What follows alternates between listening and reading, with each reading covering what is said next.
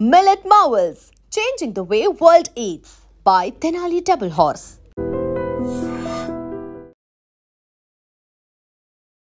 కాళేశ్వరం ప్రాజెక్టుకి సంబంధించి తెలంగాణ రాష్ట్ర ప్రభుత్వం కీలకమైనటువంటి నిర్ణయం తీసుకుంది.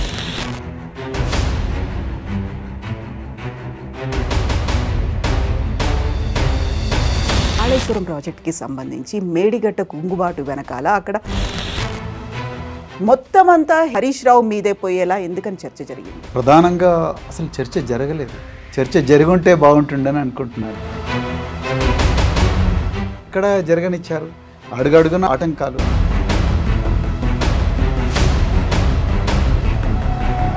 ఇందులో ప్రధానంగా మాట్లాడుతోంది ప్రభుత్వం తరఫున వచ్చినటువంటి వాదన 2014లోనే అప్పటి కేంద్ర మంత్రి ఉమాభారతి ఒక లెటర్ కూడా రాశారు. ప్రతి చోట కూడా తెలంగాణ ప్రయోజనాలకు వ్యతిరేకంగా ఆయన వ్యవహరిస్తున్నాడు.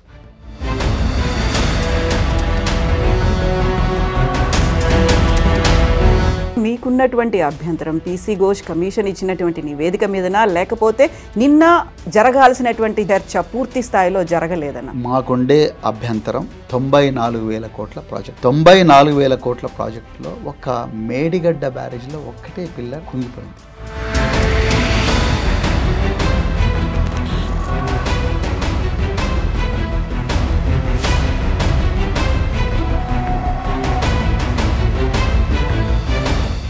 నమస్తే, welcome to I dream inside politics with కవిత.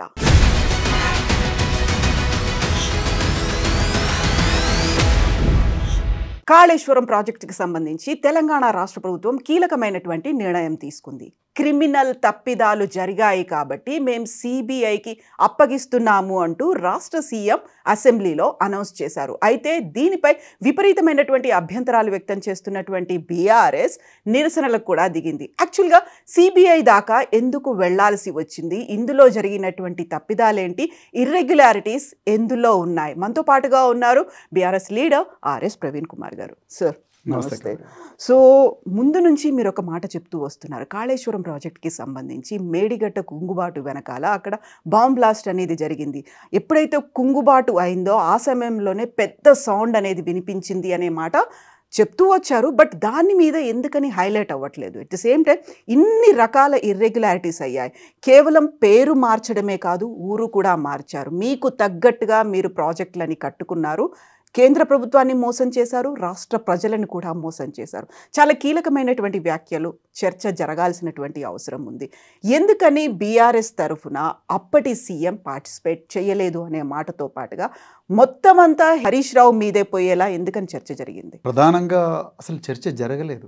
చర్చ జరుగుంటే బాగుంటుందని అనుకుంటున్నాను నేను. 9 గంటల పాటు చర్చ జరగనివ్వలేదు. ఎక్కడ జరగనిచ్చారు? అడుగడుగున ఆటంకాలు. అదేవిధంగా హరీష్ రావు గారు కాళేశ్వరం మీద తన ఇరిగేషన్ శాఖ మంత్రిగా ఉన్నారు. దాని తర్వాత కూడా ఫైనాన్స్ మినిస్టర్గా కూడా ఉన్నారు. తర్వాత కాళేశ్వరం ప్రాజెక్టు ఒక్కటే కాదు, పాలమూరు రంగారెడ్డి రకరకాల ప్రాజెక్టులతో ఆయనకి ఇరిగేషన్ డిపార్ట్మెంట్తో మంచి అనుబంధం, తర్వాత అనుభవం కూడా ఉన్నది. సో ఆయన మొత్తం డేటాతోని ఈ అసెంబ్లీ సమావేశాలు జరగకముందు నుండే తెలంగాణ ప్రజలకు ఏమేం జరిగింది, అసలు బనకచెర్ల దోపిడీ ఏ విధంగా జరగబోతున్నది, బనకచెర్ల ప్రాజెక్టు వస్తే రేపు తెలంగాణకు గోదావరి జలాల మీద ఉండాల్సిన హక్కులన్నీ కూడా ఏ విధంగా పోతాయి, ఏ విధంగా తెలంగాణ పూర్తిగా నాశనం అయ్యి ఎడారయ్యే ప్రమాదం ఉన్నదనేది ఆయన మొదట వివరించారు. దాని తర్వాత ఎన్నోసార్లు పవర్ పాయింట్ ప్రజెంటేషన్స్ కూడా తెలంగాణ భవన్ వేదికగా, తర్వాత రకరకాల ప్రెస్ కాన్ఫరెన్స్లో కూడా చెప్పారు. ఈ డేటా అంతా తీసుకొచ్చి నేను అసెంబ్లీలో చెప్తానని చెప్పినా కూడా ఆయన కేవలం అర్ధగంట టైం ఇచ్చారు.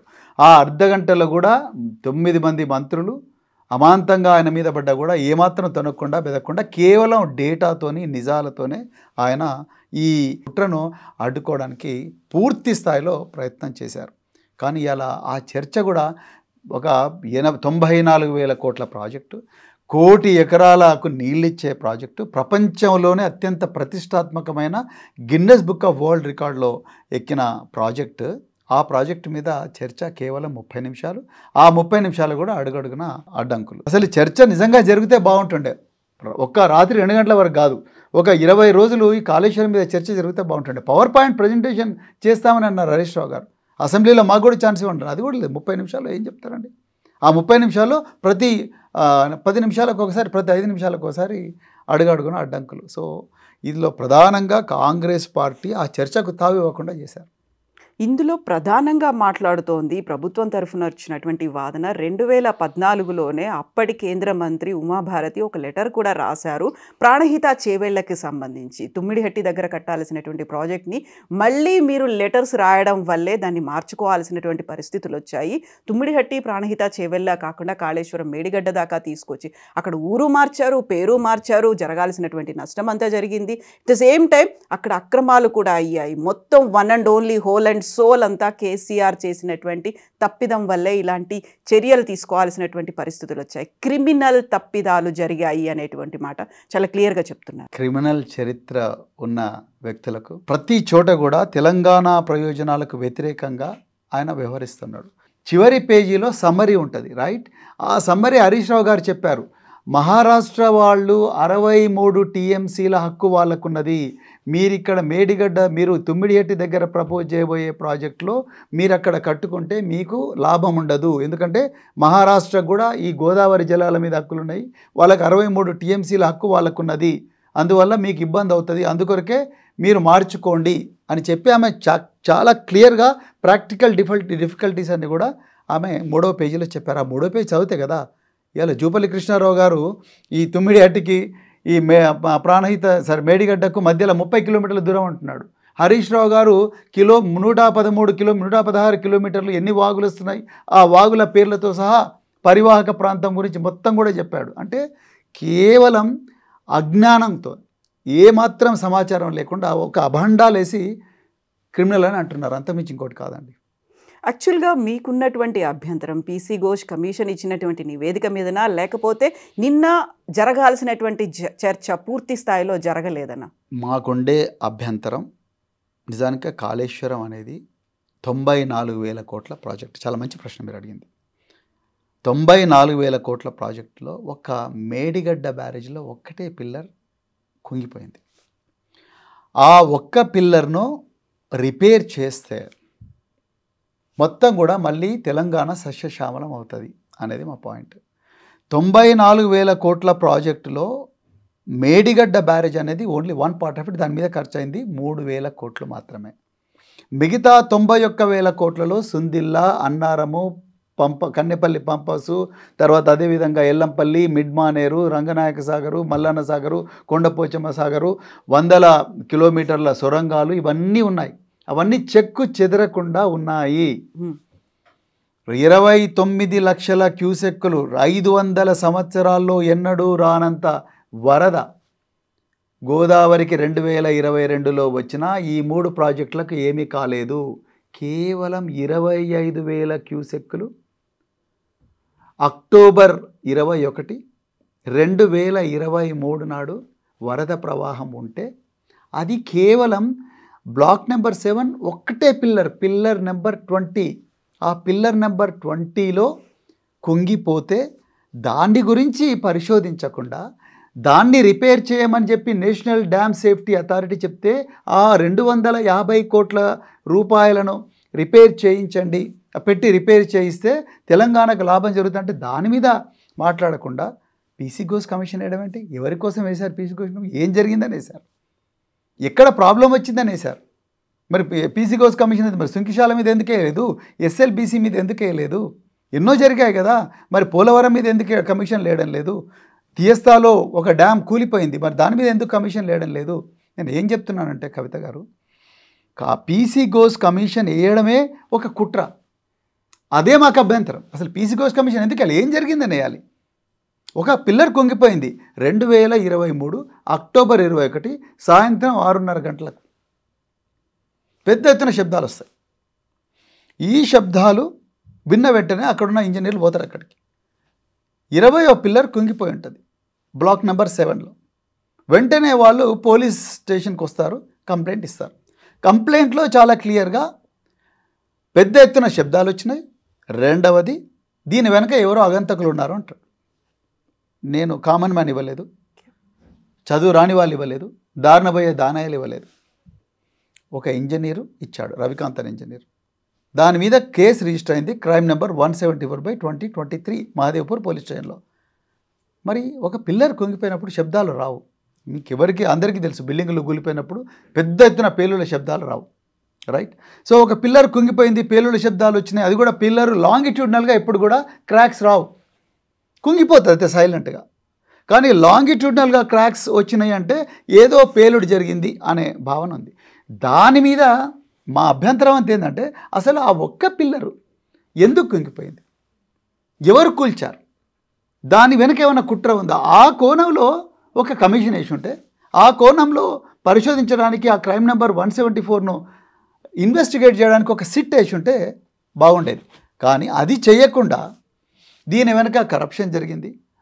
తుమ్మిడిహట్టి నుంచి మేడిగడ్డకి ఎట్లా తీసుకొచ్చారు, ఈ మేడిగడ్డ తీసుకొచ్చిన దాంట్లో ఈ నిర్ణయం తీసుకున్న దాంట్లో ఏవేవో మతలావులు ఉన్నాయి అని చెప్పి 25 మంది ఇంజనీర్ల మీద, వాళ్ళ మీద, వీళ్ళ మీద కేసులు పెట్టడం, అదేవిధంగా 3 ఇంజనీర్లను జైలుకు పంపించడం, ఇవన్నీ అంటే మా అభ్యంతరం ఏంటంటే ఆ 250 కోట్లు తెలంగాణకు భారం పడకుండానే ఏ ఏజెన్సీ ఎల్ఎన్టీ ఏ ఏజెన్సీ అయితే చేసిందో వాళ్ళు మేము చేయడానికి సిద్ధంగా ఉన్నామని కూడా చెప్పారు.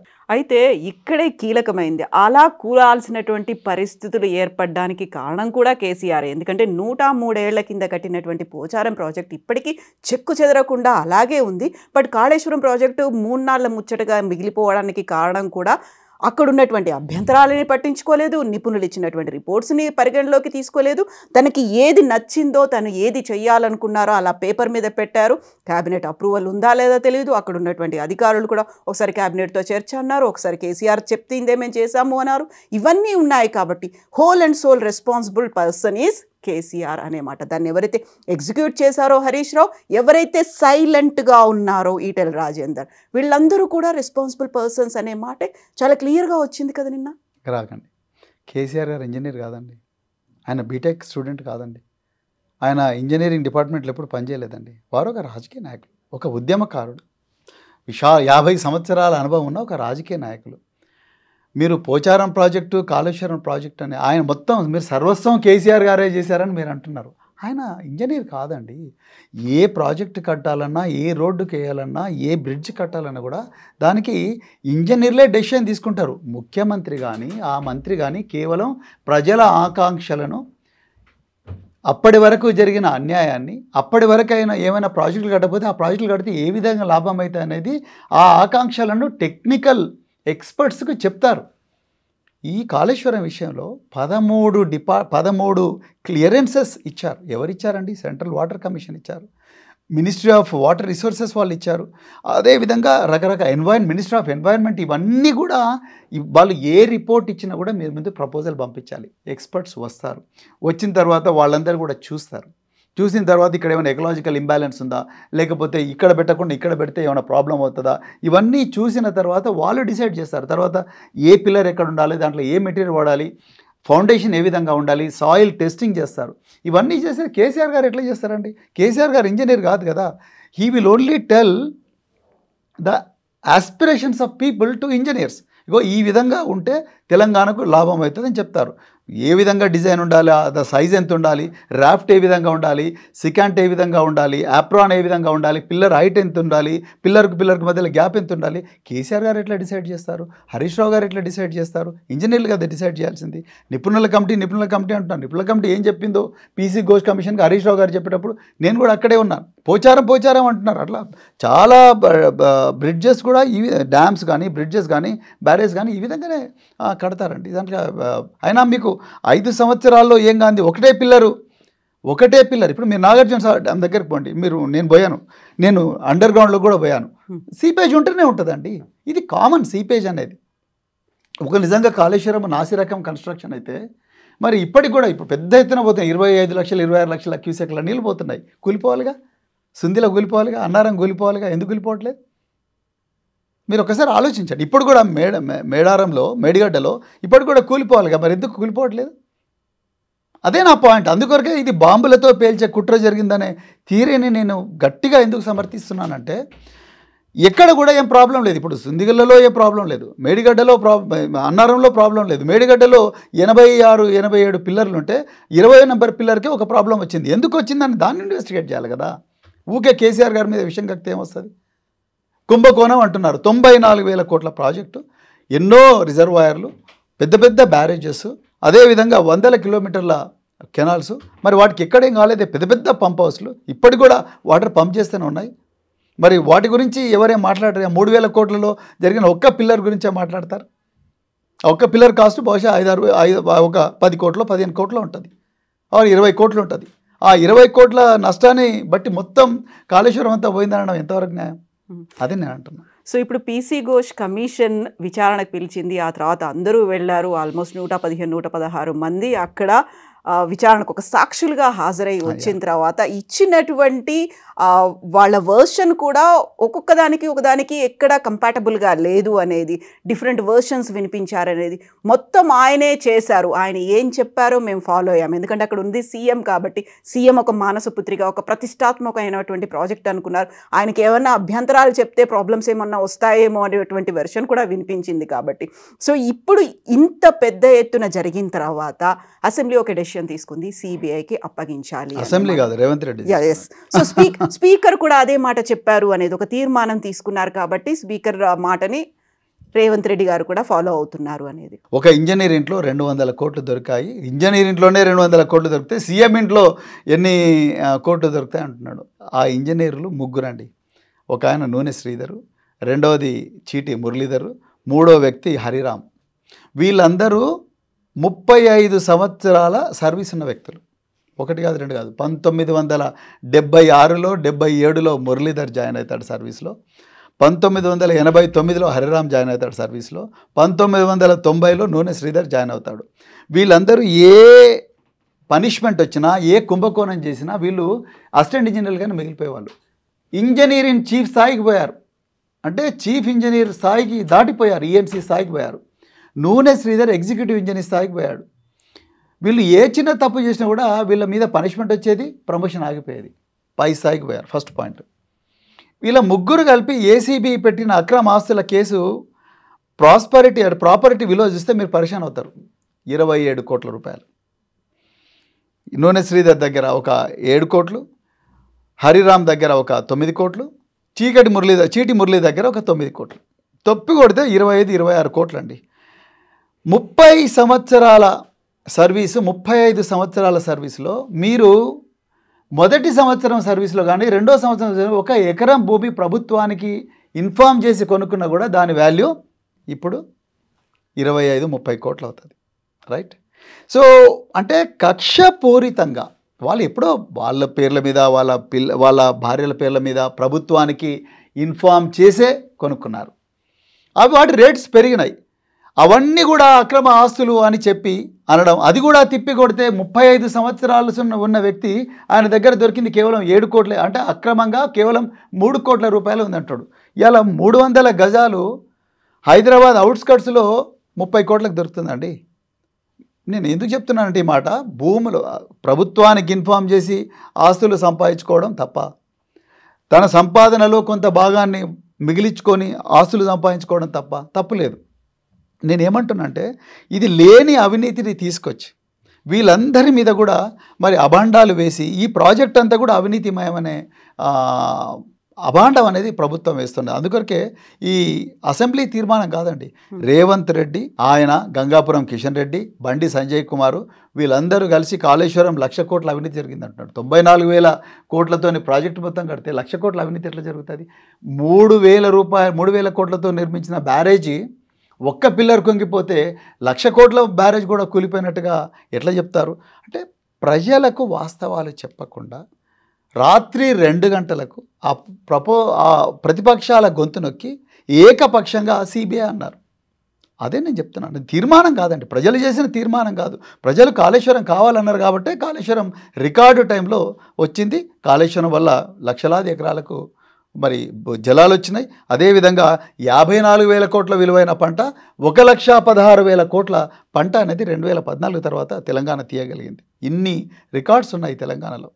అదంతా కాదని రాత్రి 2 గంటలకు ఒక్క వ్యక్తి తను తీసుకున్న నిర్ణయం బీజేపీ సహాయంతో ఇలా మరి సిబిఐ కేసు అంటున్నారు. పూర్తిగా తెలంగాణ ప్రజల ప్రయోజనాలకు వ్యతిరేకమని నేను అనుకుంటున్నాను కవిత గారు. ఇప్పుడు సిబిఐకి ఇవ్వడాన్ని మీరు తప్పుపడుతున్నారా? ఇప్పుడు ఈ 2 పార్టీలు కలిసిపోయాయనే మాట. దీని గురించి కూడా సీఎం రేవంత్ రెడ్డి ఒక మాట చెప్పారు. ఏం చెప్పారు? బడే బాయ్, చోటే బాయ్ అనే మాట అంటున్నారు.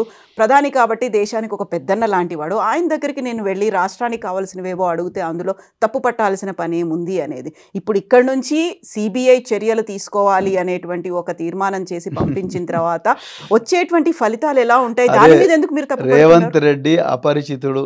నేను సిబిఐకి ఇచ్చిండ్రా లేదా అనేది కాదు, అసలు సిబిఐకి ఇవ్వాల్సిన అంశం కాదు ఇది. ఇది 250 కోట్లు పెట్టి రిపేర్ చేసి తెలంగాణ పొలాల్లోకి, తెలంగాణ చేళ్లలోకి నీళ్లు మళ్లించాల్సిన అంశం ఇది. పొంగులేటి శ్రీనివాసరెడ్డికి రాఘవ కన్స్ట్రక్షన్, మెగా కృష్ణారెడ్డికి మెగా కన్స్ట్రక్షన్ ఏదైతే ఉన్నాయో వాటికి ఎక్సైజ్ రేట్లో 4000 కోట్ల టెండర్ ఇచ్చాడు. దాని మీద కూడా సిబిఐకి పెట్టండి. అదెందుకు పెట్టాడు? అమృత్ టెండర్లో మరి 1300 కోట్లు మా కేటీఆర్ గారిపై జగదీష్, ఎవరైతే ఆయన జగదీష్ కట్టర్ అని ఎవరైతే మినిస్టర్ ఉన్నాడో ఆయన కంప్లైంట్ ఇస్తే ఇంతవరకు దాని మీద అతి లేదు. మరి దాని మీద ఎందుకు చేయట్లేదు? ఎస్ఎల్బీసీలో కుంభకోణం ప్రమాదం జరిగింది, దాని మీద ఎందుకు చేయట్లేదు? సుంకిశాల్లో బ్యారేజ్ కూలిపోయింది, ఒక గోడ కూలిపోయింది, దాని మీద ఎందుకు సిబిఐ ఎంక్వైరీ చేయట్లేదు? నేను ఏం చెప్తున్నానంటే సైలెంట్గా, స్పెసిఫిక్గా, సెలెక్టివ్గా ఒక మేడిగడ్డలో పిల్లర్ నెంబర్ 20నే పెద్ద ప్రమాదంగా చూపించి దాని మీద సిబిఐ ఎంక్వైరీ చేయడం అనేది పూర్తిగా తెలంగాణ ప్రయోజనాలను నాశనం చేసే మా కుట్రనే నేను చెప్తా ఉన్నాను. అంతే. సిబిఐ ఎంక్వైరీ అసలు అవసరం లేదని అంటున్నాను దీంట్లో ఈ పర్టికులర్లీ మేడిగడ్డ. ఇక్కడే ఇంకొక కీలకమైనటువంటి ప్రశ్న కూడా వస్తుంది. తెలంగాణ ప్రజలు కోరుకున్నారు, తెలంగాణ ప్రజల ప్రయోజనాలు, అక్కడ ఉన్నటువంటి సాగునీరు, తాగునీరు కోసమే ఇన్ని ఎకరాలకు మాగాని ఇవ్వాలని ఇన్ని కోట్లతో ఖర్చు చేశామంటున్నారు. మేడిగడ్డ 3000 కోట్లు, లేకపోతే ఆ పిల్లర్ కుంగింది 123 కోట్లు, ఇవన్నీ అనుకుంటు యాక్చువల్గా అక్కడ కట్టాల్సినటువంటి అవసరం ఏముంది? ఏదైతే సమైక్య రాష్ట్రంలో కావచ్చు, అంతకుముందు ఉన్నటువంటి పరిపాలనలో పెండింగ్ ప్రాజెక్టులు ఉన్నాయి, కేంద్రం తరఫున నిధులు రాలేదు కాబట్టి వాటిని పూర్తి చేసుకోలేకపోయారు. ఏదైతే ప్రజా ప్రయోజనార్థం కట్టేటువంటి ప్రాజెక్టులు ఉంటాయో వాటికి కేంద్రం తరఫున నిధులు వచ్చే అవకాశం ఉంది. వాటన్నిటినీ పక్కన పెట్టి ఒక జాతీయ ప్రాజెక్టుగా హోదా కల్పించకుండానే కాళేశ్వరం ప్రాజెక్ట్ని కట్టుకున్నారు. దానికి అంతా కారణం కేసీఆర్. అసలు కట్టాల్సినటువంటి అవసరమే లేదు. పెండింగ్లో ఉన్నటువంటి పూర్తి కాని ప్రాజెక్టులు ఉన్నాయి, పేపర్ల మీద ఉన్నటువంటి ప్రాజెక్టులు ఉన్నాయి. వాటిని పూర్తి చేస్తే ఇంత ఎకరాలకి సరిపోయేది కదా అనే మాట. బడ్జెట్ అంతా పెంచేశారు, తెలంగాణ ప్రజల సొమ్ముని దోచుకున్నారు. ఇది కాదంటారా? చాలా మంచి ప్రశ్న. తెలంగాణ ప్రజలకు నిజాలు తెలవాలి. చాలా మంచిగా చెప్పారు మీరు. గత ఉన్నాయి అవి పేపర్ల మీదనే మిగిలిపోయి అన్నారు మీరు. వాస్తవం. గత 50 సంవత్సరాల నుండి తెలంగాణలో ప్రాజెక్టులన్నీ పేపర్ల మీదనే ఉండిపోయాయి. ఏ ప్రాజెక్టు కట్టారండి వీళ్ళు? శ్రీరామ్ సాగర్ కట్టడానికి 50 సంవత్సరాల, ప్రియదర్శిని జూరాల ప్రాజెక్టు కట్టడానికి 25 సంవత్సరాల. ఏ ప్రాజెక్టులు కట్టారు? గోదావరి జలాల మీద శ్రీరామ్ సాగర్ తప్ప ఏ ప్రాజెక్టులు కట్టారు? పైన మహారాష్ట్రలో ఎన్నో ప్రాజెక్టులు కట్టుకున్నారు వాళ్ళు, కర్ణాటక వాళ్ళు కృష్ణా జలాల మీద ఎన్నో ప్రాజెక్టులు కట్టుకున్నారు. తెలంగాణ వాటా గురించి ఎన్నడన్నా కొట్లాడినరా వీళ్ళు? ఎన్నడూ జరగలేదు తెలంగాణ మీద కుట్ర. ఎన్నడన్నా ఆలోచించినరా తెలంగాణలో రైతులు ఇంతమంది ఎందుకు ఆత్మహత్య చేసుకుంటారు? ఎందుకు తెలంగాణ గోదావరి పరివాహక ప్రాంతంలో మరి నీళ్లు పారాల్సిన చేళ్లలో రక్తం ఎందుకు పారింది? ఎప్పుడన్నా ఎవరైనా ఆలోచించినరా అండి? సింగరేణి ప్రాంతం అంతా కూడా, గోదావరి పరివాహక ప్రాంతం అంతా కూడా ఎందుకు నక్సలిజం పెచ్చరైంది ఎప్పుడైనా ఆలోచించరా? ఎంతమంది సాఫ్ట్వేర్ ఇంజనీర్లు కావాల్సిన వ్యక్తులు, లేకపోతే ఎంటర్‌ప్రెన్యూర్స్ కావాల్సిన యువకులు, విదేశాలకు పోయి అద్భుతంగా బతకాల్సిన యువకులు, విదేశాలకు పోయి అక్కడ సంపద సృష్టించి తెలంగాణకు తీసుకురావాల్సిన బిడ్డలందరూ కూడా తుప్పుపట్టిన తుపాకులు తీసుకొని, తపంచాలు తీసుకొని, గ్రెనేడ్లు తీసుకొని, ఆలివ్ గ్రీన్ యూనిఫామ్ వేసుకొని అడవుల్లోకి పోయి ఎందుకు పోరాడినరు? ఎప్పుడైనా ఆలోచించరా? ఎంతోమంది అమ్మాయిలు, అబ్బాయిలు, ఎంతో గొప్పగా డాక్టర్లు, ఇంజనీర్ కావాల్సిన బిడ్డలు, తల్లిదండ్రుల కళ్ళ ముందర కదలాల్సిన బిడ్డలందరూ కూడా అమరులయ్యే పరిస్థితి ఎందుకు వచ్చిందో ఆలోచించరా? అవన్నీ చూసే కదా కేసీఆర్ గారు నీళ్లు, నిధులు, నియామకాలనే ఒక నినాదంతో మరి తెలంగాణ ఉద్యమాన్ని, మలిదశ ఉద్యమాన్ని ఎందుకు ఇవన్నీ తెలంగాణ ప్రజల కళ్ళ ముందర ఉన్నాయి కదా.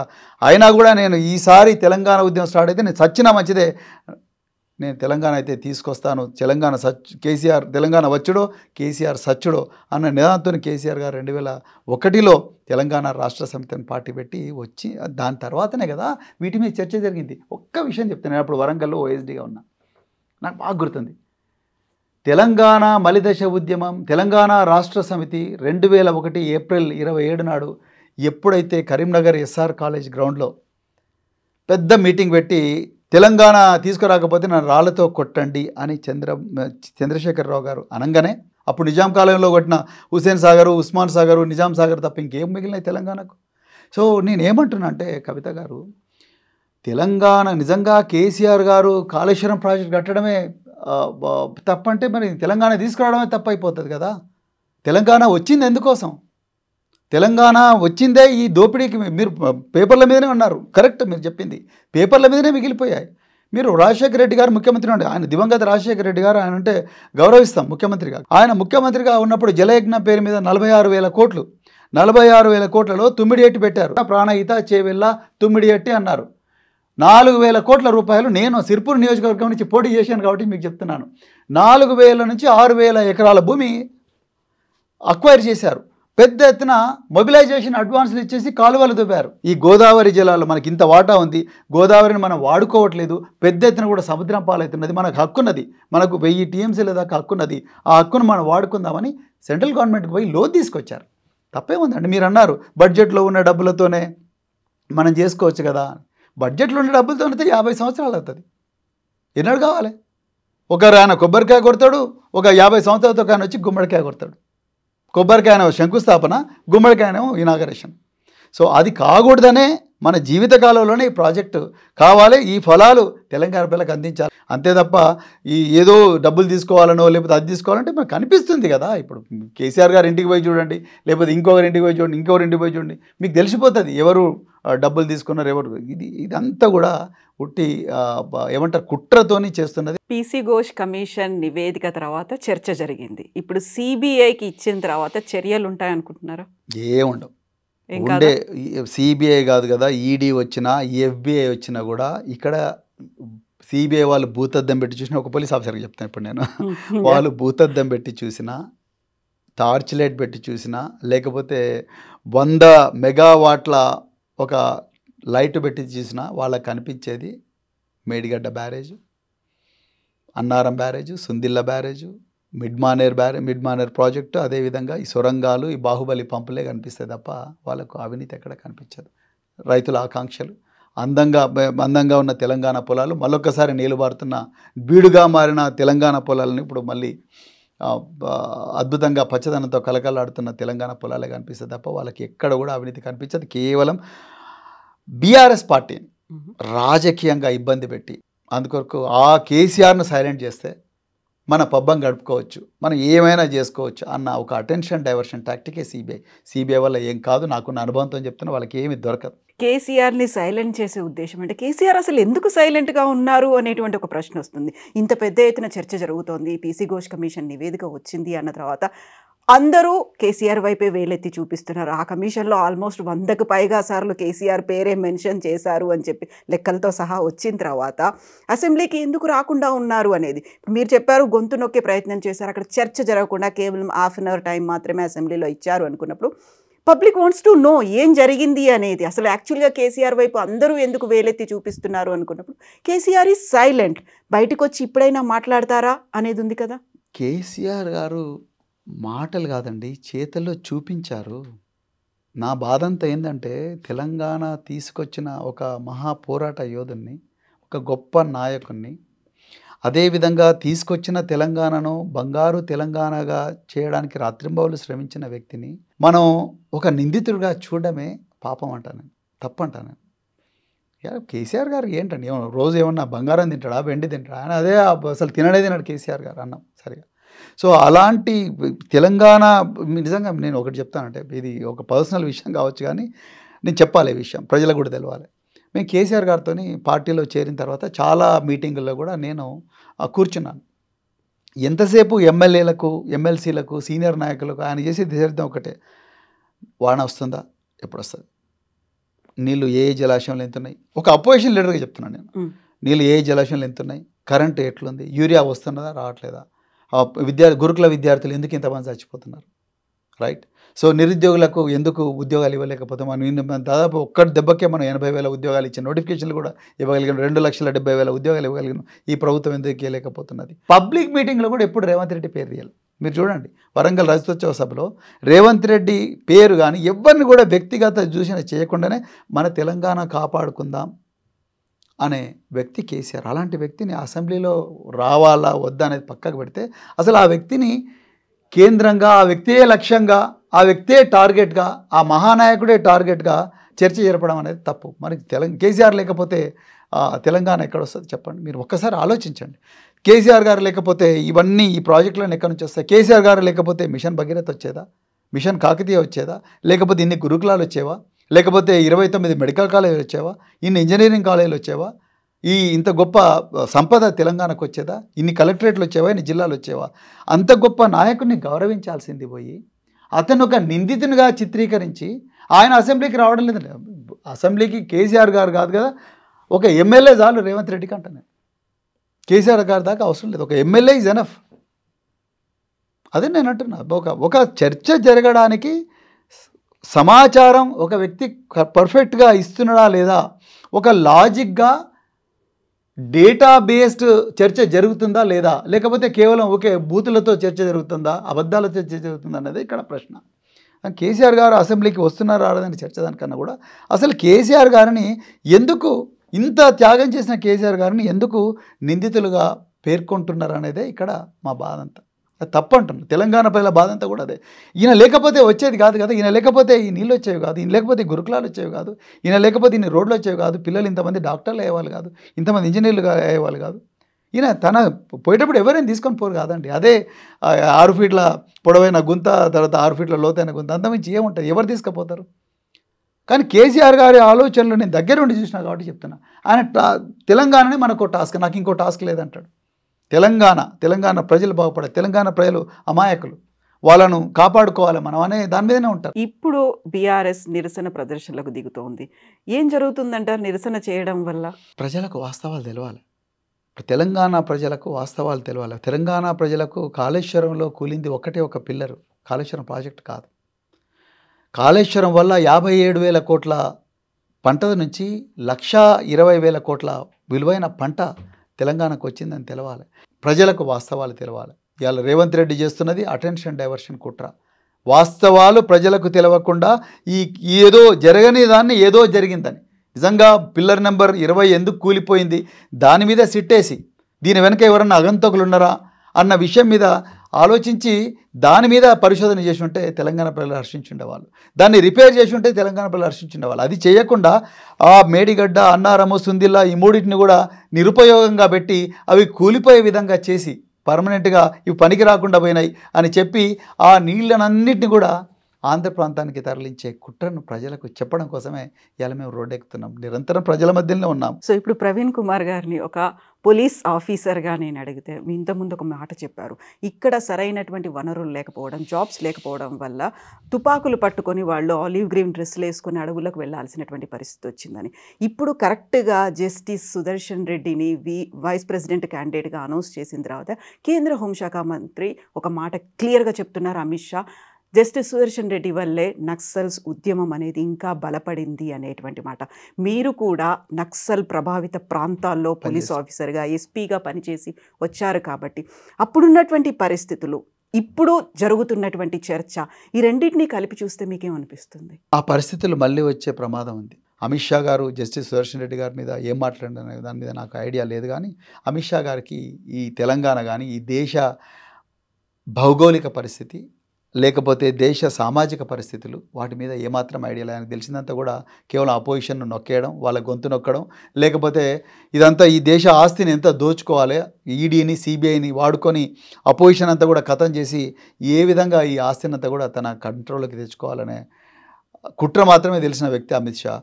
దానికి తోడుగా ఇవాళ వాళ్ళకు రేవంత్ రెడ్డి దొరికిండండి, అంతే తప్ప ఈ జస్టిస్ సుదర్శన్ రెడ్డి ఆయనకు నక్సలిజానికి ఏం సంబంధం అనేది నాకైతే మరి అమిత్ రద్దు చేయడం జడ్జిమెంట్ ఇచ్చిందే జస్టిస్ సుదర్శన్ రెడ్డి. ఆయన వల్లే ఎప్పుడో 5 ఏళ్ల కిందే రూపుమాపాల్సినటువంటి నక్సలిస్టులు ఇంకా నక్సల్స్ ఇప్పటిగా కంటిన్యూ అవుతున్నారు అంటే నిజంగా నక్సలిజం అనేది ఒక సామాజిక సమస్య. ఇది నక్సలిజంకు పోయే వ్యక్తులు ఏదో షోపుటప్ కోసం పోరు, లేకపోతే వాళ్ళు నాకు తుపాకీ పట్టాలన్న ఆకాంక్ష ఉన్నది, ఒక హాబీ ఉన్నది అని చెప్పి పోరండి. గ్రామీణ ప్రాంతాల్లో ఆ పరిస్థితులు ఆ విధంగా ఉంటాయి, ఆ సామాజిక రాజకీయ పరిస్థితులు ఆ విధంగా ఉంటాయి కాబట్టి ఆ అణిచివేత ఉంటుంది, తర్వాత నిరాశ ఉంటుంది, నిస్పృహ ఉంటుంది. అందుకొరకే ప్రజలు కొంతమంది చైతన్యవంతమైన యువకులు ఆ రోజు దీనికి అట్రాక్ట్ అయ్యారు. అది ఆ పోరాట రూపం రాజ్యాంగబద్ధమైందా కాదనేది చర్చ అనవసరం ఇక్కడ. సో అది నేనైతే ఆ పోరాట రూపం కరెక్ట్ కాదని చెప్తాను. కానీ వాళ్ళు ఎందుకు అట్రాక్ట్ అవుతున్నారు అన్న దాని మీద క్లారిటీ ఉండాలి ఒక హోంమంత్రికి. నిజంగా అమిత్ షా మాట్లాడాల్సింది అసలు ఈ ఛత్తీస్గఢ్ కానీ, గోదావరి లోయ కానీ, లేకపోతే ఈ సెంట్రల్ ఇండియన్ జంగల్స్ ఎందుకు ఈరోజు నక్సలైట్ల వైపు ప్రజలు అట్రాక్ట్ అవుతున్నారు? ఈ సంపద మీద వాళ్ళకి హక్కు లేనందువల్లనే కదా. ఈ సంపద అంతా కూడా అంబానీ, అదానీ ఇలాంటి పెద్ద పెద్ద బడా పారిశ్రామికవేత్తలే తీసుకుంటున్నారు. ఈ పేద ప్రజలకు దాంట్లో భాగస్వామ్యం లేదు. వాళ్ళకి ఎందుకు ఈ నిరాశ నిస్పృహలు ఉన్నాయి? అన్నీ ఉన్న అంగట్లో అన్నీ ఉన్నాయి, కానీ అల్లు నోట్ల శని ఉన్నదని ఒక సామెత ఉన్నది. సో ఆ విధంగా అన్నీ ఉన్నా కూడా ఈ ప్రజలకు ఈ సంపద మీద హక్కు లేదు. అందుకొరకే నిరాశ నిస్పృహలతో కొంతమంది తుపాకులు పడుతున్నారన్న విషయం అమిత్ షాకి అర్థమైతే ఈ సాల్వా జూడం గురించి వీటి గురించి అమిత్ షా మాట్లాడారు. ఆయన జస్టిస్ సురేష్ రెడ్డి గారు ఆయన ఏం జడ్జిమెంట్ ఇచ్చిండు అనే దానికన్నా కూడా అసలు ఈ సమస్యకు మూలం ఎక్కడుందని మూలాల్లోకి అమిత్ షా పోయి ఉంటే బాగుంటుండే. సో ఒక పార్టీ తరఫున అంటే ఎన్డీఏ తరఫునేమో అమిత్ షా చేసినటువంటి కామెంట్లు కావచ్చు, ఇండియా కూటమి తరఫునేమో జస్టిస్ సుదర్శన్ రెడ్డి ఉన్నారు. ఇప్పుడు ఈ ఇద్దరు అభ్యర్థుల్లో బీఆర్ఎస్ ఎవరికి మద్దతు ఇస్తుంది? ఇప్పటికైతే ఒక డెసిషన్ తీసుకోలేదు. అండ్ మరో 6 రోజుల్లోనే ఎలక్షన్ అనేది జరగబోతోంది. సెప్టెంబర్ 7న జరగబోతోంది ఎలక్షన్. చాలా మంచి ప్రశ్న. మా వర్కింగ్ ప్రెసిడెంట్ ఆల్రెడీ చెప్పారు, ఈ తెలంగాణ ప్రజలకు ఏ పార్టీ అయితే 2 లక్షల టన్నుల యూరియా ఇస్తుందో ఆ పార్టీకి మేము మద్దతు ఇస్తామని చెప్పారు. మాకు ఇప్పుడు 2 లక్షల టన్ను యూరియా కావాలి. మాకు justice Sudarshan Reddy vice president కావాలన్నా వద్దనేది మాకు ముఖ్యం కాదు. తెలంగాణ రైతులకు 2 లక్షల టన్నుల యూరియా అర్జెంట్ కావాలి. అది ఎవరిస్తే వాళ్ళకి మేము మద్దతు ఇస్తామని చెప్పారు. సో ఇప్పుడు చేసేటువంటి పోరాటంలో భాగంగా బీఆర్ఎస్ అలాంటి ఉద్యమాలు లేకుంటే అలా నిరసన ప్రదర్శనలకు ఎందుకు దిగట్లేదు? పెద్ద ఎత్తున జరగాల్సి, ఇప్పుడు 2 లక్షల టన్నులు అంటే మామూలు విషయం కాదు. తెలంగాణ వ్యాప్తంగా రావాల్సినటువంటి యూరియా ఆ కోటా అనేది ఎక్కడ తప్పు జరిగింది అనుకుంటున్నారు మీరు? తప్పు మా వైపు జరగలేదు. తప్పు కాంగ్రెస్ బీజేపీ ఇద్దరు కూడా దోబుచ్చులాట ఆడుతున్నారు. బీజేపీ ఏమో మేము ఇచ్చినామంటున్నారు, కాంగ్రెస్ ఏమో ఇవ్వలేదు అంటున్నారు. బ్లాక్ మార్కెట్లోనేమో 600 నుంచి 800లకు దొరుకుతుంది ఒక బస్తా. దొరకాల్సిన రేట్ ఏమో 275. కేసీఆర్ గారు ఉన్నప్పుడు 275, 250 రూపాయలకు దొరికిన యూరియా, గ్రామ పంచాయతీకి వచ్చిన యూరియా, రైతు సహకార పరపతి కేంద్రాల దగ్గరికి వచ్చిన యూరియా, ఇంటింటికి పోయిన యూరియా ఈరోజు బ్లాక్ మార్కెట్లో 800 రూపాయలకు తక్కువ దొరకడం లేదు. కేంద్రం ఇచ్చినట్టుంది బీజేపీ, కాంగ్రెస్ ఇవ్వలేదంటుంది. యూరియా దొరుకుతుంది కానీ బ్లాక్ మార్కెట్లో దొరుకుతుంది. దీని అర్థం ఏంటి? బ్లాక్ మార్కెట్లోకి కావాలనే యూరియాను పంపించి దాని ద్వారా వచ్చిన డబ్బును వాళ్ళ జోబులు నింపుకోవాలని ప్రయత్నం చేస్తున్నారు. దీని మీదనే మేము పోరాటం చేస్తున్నాం. బీఆర్ఎస్ పార్టీ ప్రతి వేదికలో కూడా, నిన్న అసెంబ్లీలో కూడా మాకు యూరియా మీద చర్చ చేద్దామన్నారు. యూరియా మీద చర్చకు మైక్ కట్ చేశారు. అంటే ఈ ప్రజల సమస్యలు ఏవైతే ఉన్నాయో ఆ సమస్యల మీద పోరాటం చేస్తున్నది కేవలం బీఆర్ఎస్ పార్టీనే, ఇంకెవరు చేయట్లేదు కవిత గారు. మేము పోరాటం కంటిన్యూ చేస్తాం. సిబిఐ కేసున్నా, లేకపోయినా ఈడీ కేసులున్నా, లేకపోయినా ఫార్ములా ఈ కేసున్నా, లేకపోయినా మేము ప్రజల పక్షంగానే ఉంటాం. మేము రైతుల పక్షంగానే ఉంటాం, మేము నిరుద్యోగుల పక్షంగా ఉంటాం, మేము ఎస్సీ ఎస్టీ బీసీ మైనారిటీల పక్షంగా ఉంటాం. వాళ్ళ హక్కులు కాలరాయబడుతుంది. తెలంగాణ ప్రజల పక్షంగా ఉంటాం.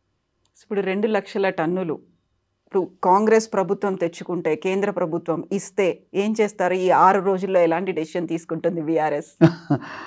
2 లక్షల టన్నులు తీసుకొచ్చి ముందర పెట్టమని చెప్పండి. అప్పుడు మా వర్కింగ్ ప్రెసిడెంట్ మళ్ళీ పత్రికా సమావేశం పెట్టి తప్పకుండా ఎవరికి మద్దతు ఇస్తామో చెప్తాం. మాకు 4 రాజ్యసభ సభ్యులు ఉన్నారు, వాళ్ళకు తప్పకుండా ఆదేశాలు తప్పకుండా మా పార్టీ ఇస్తుంది. కాబట్టి ముందు మాకు 2 లక్షల టన్నుల యూరియా కావాలి కవిత గారు. అప్పుడు ఇచ్చిన వాళ్ళ వైపా లేకుంటే తెచ్చిన వాళ్ళ వైపు ఉంటారా? మా వర్కింగ్ ప్రెసిడెంట్ కేటీఆర్ గారు చాలా స్పష్టంగా చెప్పారు, ఎవరిస్తే వాళ్ళ. మీరు అన్నారు, అవును, ఎవరు ఇచ్చారు ఎవరు తీసుకొచ్చారు మాకు తెలుస్తుంది కదా, ఎవరు ఇచ్చారు ఎవరు తీసుకొచ్చారు అనే దాని మీద క్లియర్గా ఐడియా వస్తుంది. సో ఇప్పుడు ఆర్ఎస్ ప్రవీణ్ కుమార్ గారి గురించి ఒక పర్సనల్ క్వశ్చన్. బీఎస్పీని వదిలేసి మీరు బీఆర్ఎస్ పార్టీలోకి వచ్చారు. వచ్చిన తర్వాత మీరు ఇక్కడ బీఆర్ఎస్ లీడర్గా you are giving that voice. BRS తరఫున పోరాటాలు ఐదర్ మేబీ గురుకులాల తరఫున కావచ్చు, లేకపోతే గతంలో మీరు చేపట్టినటువంటి అన్ని పనుల తరఫున ఇప్పుడు ఉన్నటువంటి సమస్యల కోసం పోరాటం చేస్తున్నారు. మీరు గతంలో సిర్పూర్ కాగజ్ నగర్ నుంచి పోటీ చేశారు. ఆ తర్వాత వెరీ రీసెంట్గా అచ్చంపేట నుంచి గువ్వల్ బాలరాజు తను బీజేపీలో జాయిన్ అయిన తర్వాత మీ పేరు ఎందుకని అచ్చంపేట నుంచి వినిపిస్తోంది? వేరే అయ్యో నా ఇప్పుడు ఎక్కడున్నారు, ఎక్కడి నుంచి పోరాటం చేస్తున్నారు? నేను సిర్పూర్లోనే ఉన్నాను. నాకు అక్కడ ఇల్లు ఉంది. మా ఇంటి నెంబర్ 3-8 కోసిని గ్రామ పంచాయతీ, కాగజ్నగర్ మండలం. నా ఓటు కూడా సిర్పూర్లోనే ఉంది. నాకు సిర్పూర్లో ఇల్లు ఉందండి. ఆ ఇల్లు కొనుక్కున్నాను నేను పుట్టింది అలంపూర్లో కావచ్చు, కానీ నా పెంపుడు తల్లి సిర్పూరే. సో నన్ను పెంచుకున్నది సిర్పూరే. సో ఈరోజు సిర్పూర్ నాకు ఒక గౌరవాన్ని ఇచ్చింది, సిర్పూర్ నాకు ఒక గుర్తింపు ఇచ్చింది, సిర్పూర్ నన్ను కాపాడుకున్నది. నేను సిర్పూర్ ప్రజల కోసం నాకు చేతనంత కాడికి నేను త్యాగం చేయడానికి ప్రయత్నం చేశాను. సిర్పూర్ ప్రజలు చాలా వేదనలో ఉన్నారు.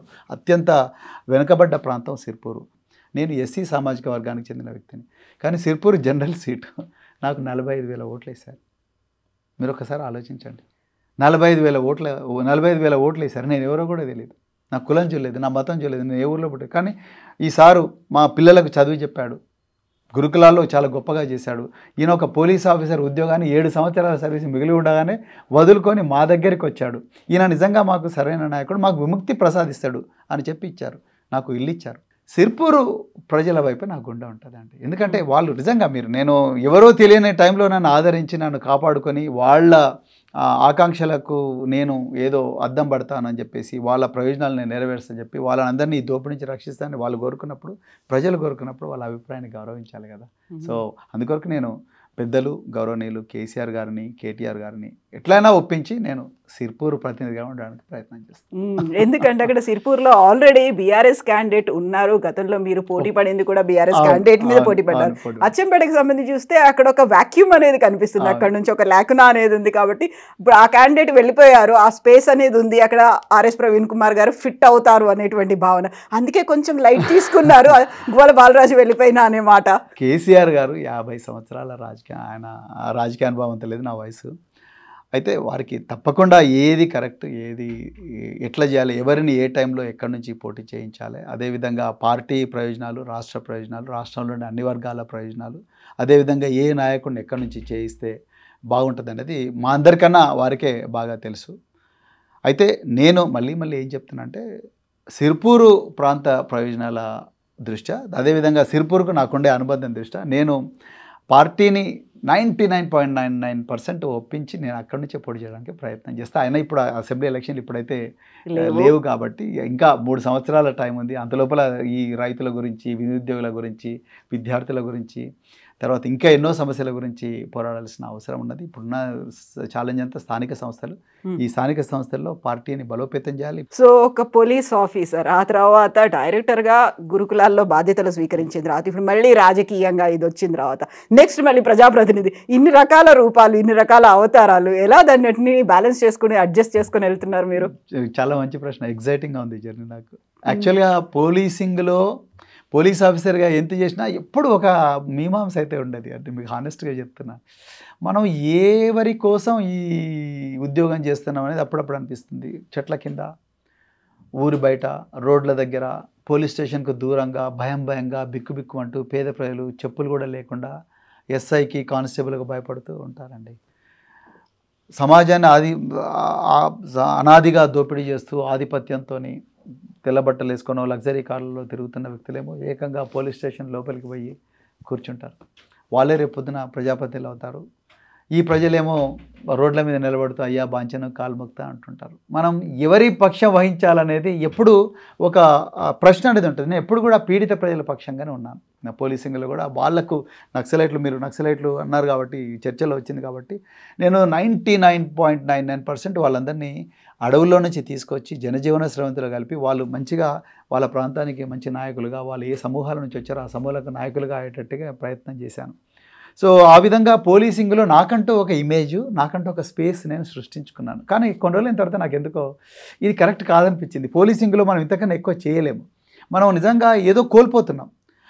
మనం ఈ ప్రజలు అసలు నేరస్తులుగా ఎందుకు అవుతున్నారు, నేరస్తులుగా ఎందుకు ముద్ర వేయబడుతున్నారు, ఎందుకు అవుతున్నారు అనేది అనుకున్నప్పుడు నేరస్తులుగా ఎందుకు ముద్ర వేయబడుతున్నారు, జైళ్ళల్లో ఎందుకు ఈ పేద ప్రజలు ఎక్కువ ఉంటారు, ధనవంతులు అసలు ఉన్న వాళ్ళు ఎక్కువ రోజులు జైళ్ళలో ఉండరు, వాళ్ళకు సుప్రీంకోర్టు దాకా పోయే వనరులు ఎట్లా వస్తున్నాయి, వీళ్ళకేమో లోక్ అదాలత్ దాకా కూడా పోయే అసలు పోలీస్ స్టేషన్ గడప దొక్కే పరిస్థితి కూడా ఎందుకు లేదు వీళ్ళకు అన్నది ఆలోచించినప్పుడు ఎక్కడో లోపం ఉందని చెప్పి ఆలోచించి తీవ్రంగా అంతర్మదనం చేసి తెలంగాణ ఉద్యమ కాలంలో నేను నిర్ణయం తీసుకున్నాను. ఒక విద్యార్థి కావాలనుకున్నాను. విద్యార్థిగా నా జీవితాన్ని మళ్ళీ 45 సంవత్సరాల వయసులో విద్యార్థిని అయ్యాను.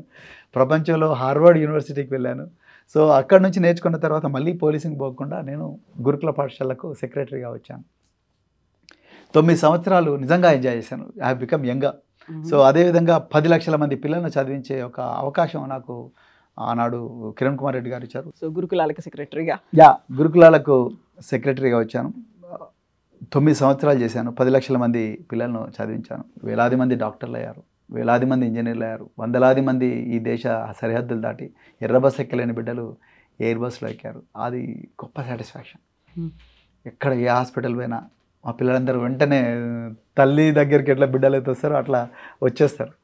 సో వచ్చేసారి నేను మీ స్టూడెంట్ అండ్ డాక్టర్లు, కార్డియాలజిస్టులు, డెర్మటాలజిస్టులు, తర్వాత ఆర్థోపెడిక్ సర్జన్స్, నర్సెస్, అట్లనే ఏ డిపార్ట్మెంట్ పోయినా కూడా సార్ నేను మీ స్టూడెంట్ అని చెప్తారు. పోలీస్ ఆఫీసర్స్ 100 మంది మా స్టూడెంట్స్ ఉన్నారు, కానిస్టేబుల్స్ 1000 మంది ఉన్నారు.